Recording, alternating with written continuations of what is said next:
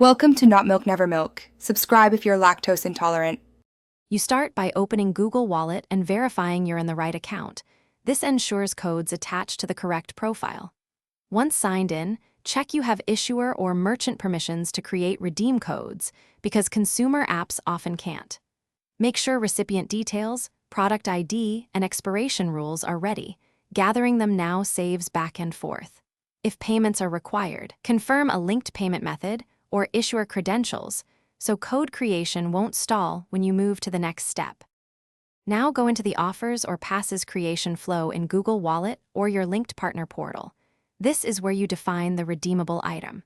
You'll enter the product ID, set redemption limits and expiration date, and toggle single-use versus reusable. These choices control how many times the code works and for how long.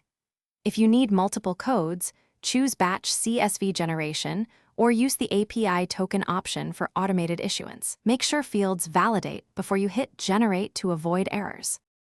Finish by securely distributing the redeem code and including concise usage instructions and the expiry date so recipients know limitations. Before broad release, test one code on a staging or secondary account to confirm redemption flow and verify payment capture if applicable. If a recipient reports failure, first check issuer permissions, expiration, and redemption limit settings. These are the most common causes. If the issue persists, regenerate a new code or revoke the faulty one and reissue to prevent.